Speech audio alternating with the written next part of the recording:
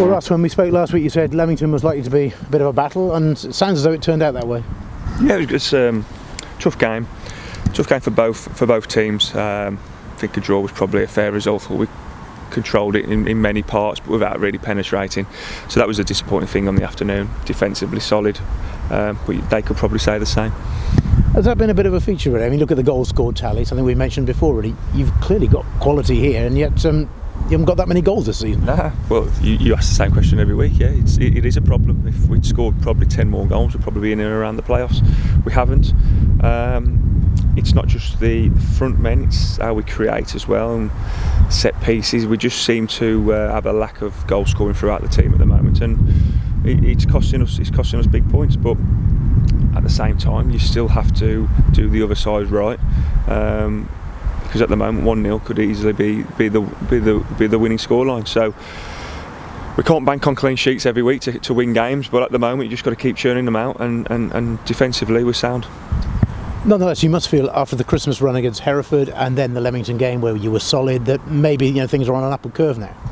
I hope so. Some people won't see it like that, because I see us as we've dropped valuable points. I thought the way we played first half against Hereford, I didn't see no other winner in that game. So 2 points dropped that day, albeit I thought it was a fair result. And then we didn't really penetrate enough to get the 3 points last Saturday. But since Chester, a few harsh words after that game to everyone at the football club. I think there's been slow signs of positivity. Changes to the squad, and Gabby Rogers has moved on, for example. Yeah, Gabby's moved on. We had a conversation last week, but just basically said he needed to go home. He wasn't happy. So listen, I'm all for a player being happy and going back home and enjoying the football again, enjoying the life. Basically, I don't think he's just gone down there for football reasons. And listen, we wish him all the best, and he moves on. Different weekend, different competition. FA Trophy this time, and I think we mentioned before, you get through this one. I appreciate it's a tough game, but you get through this one, it starts to look a bit interesting, doesn't it, the trophy? Yeah, I think everyone will be saying that this week, won't they? It's the last 16, last 32 now, going to the last 16. It gets a bit edgy then, and this is why we won the rounds before. We played full strength teams, unlike other teams, and it's something we take great pride in. I've played at Wembley myself in the FA Trophy. I haven't won there, but it's something that I'd love to do. So we're going to go there with our confidence over the last few games and try and win the game. I've been lucky enough to commentate on 2 trophy finals. It is a great day out, isn't it, really? Particularly now, perhaps they've doubled up with the Vars on the same day. The 2 finals on the same day. Yeah, I went to watch my mate play a couple of years ago, and I thought it worked really well.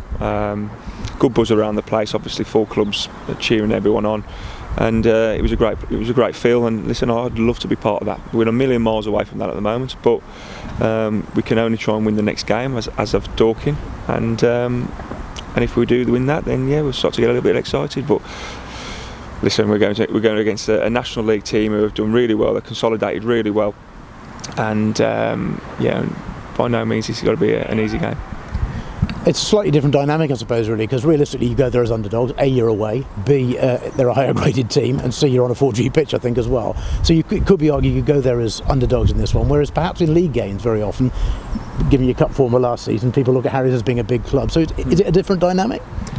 Yeah, if I put a positive spin on it, I think our away form is right up there with the top 3 in our league this season. Our 4G record has been excellent in the last 2 years, and our results against the teams above us have been excellent. So we'll go there full of confidence. We're 4 unbeaten now, and we've got to try and hit Dorking.